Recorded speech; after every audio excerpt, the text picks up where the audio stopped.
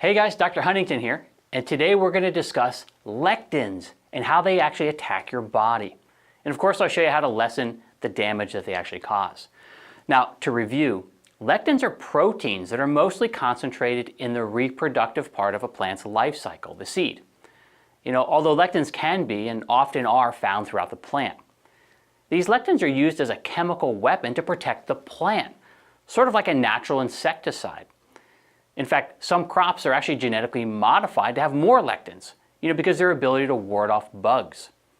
And this is a big problem because lectins not only harm bugs if they eat the plant, lectins can also damage your body. And while it's impossible to avoid all lectins, there are some that are really harmful, and so you need to be aware of what they are. The lectins that you should limit or avoid are found in grains, beans, certain fruits and vegetables, and conventional dairy products. Now, here's how these lectins damage your body. First, they're resistant to digestion, and they use their stickiness to bind to cells through sugar molecules like sialic acid, which is found throughout your body and in your brain, your joints, blood vessels, your nerves, and gut. When these lectins attach, they interrupt the communication between your cells and they trigger inflammation. And this is why fatigue, joint pain, and brain fog are common symptoms of eating too many lectins. When they bind to the cells of your gut lining, lectins also prevent proper nutrient absorption, which prevents your body from getting what it needs to thrive and be healthy.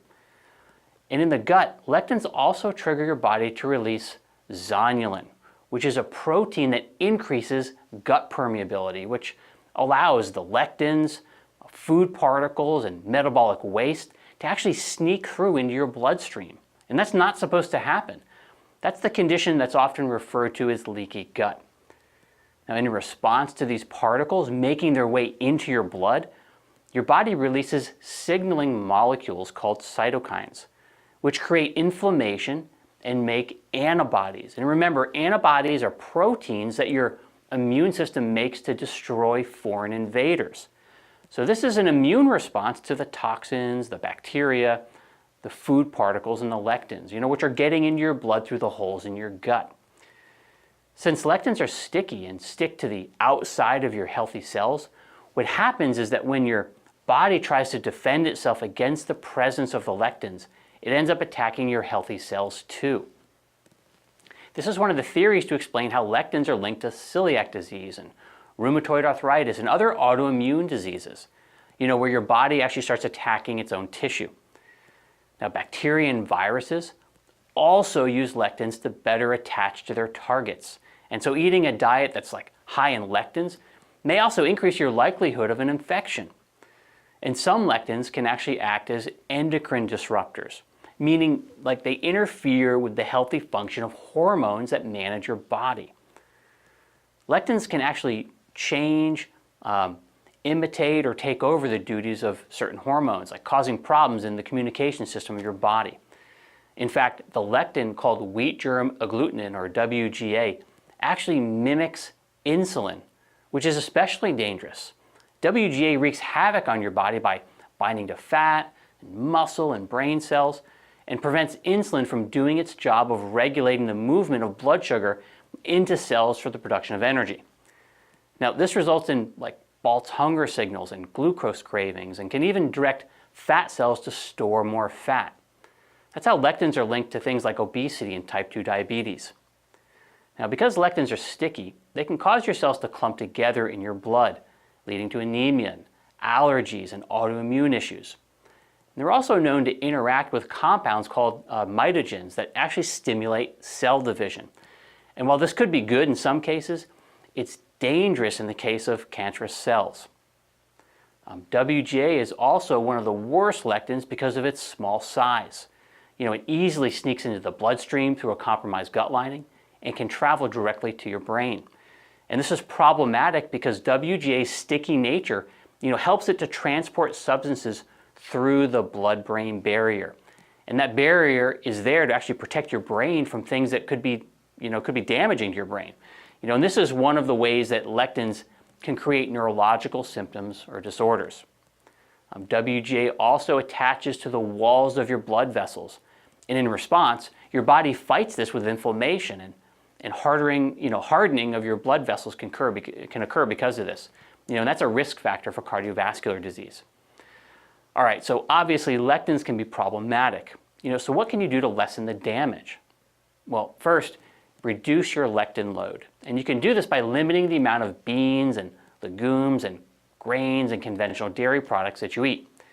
Your body has a few defense mechanisms, from the lectins, such as the production of mucus in your nose and your mouth that can help to actually trap the lectins.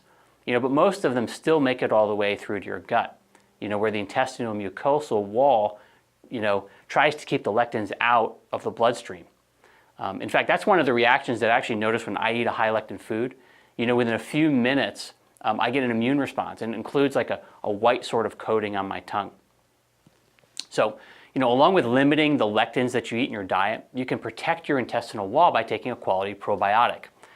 Certain strains of good bacteria can actually destroy the lectins before they get to do too much damage. Having a healthy amount of digestive enzymes is important, because they can actually help to deteriorate some of the lectins, although, the lectins tend to be pretty resistant to digestion. But this is still important, because most people beyond the age of about 30 are deficient in enzymes, and that contributes to this problem. And that's why I recommend that enzymes be a regular part of your supplement regimen if you're over the age of 30. And if you want an example of a high-quality enzyme supplement, just go to BodyManual.com and look up the product called Digestive Enzymes. Right there on the side, I actually list out all the ingredients and what each enzyme actually does inside your body. There are also food preparation methods that will help limit the way that these lectins affect your body. You can peel and de-seed veggies and fruits that are high in lectins.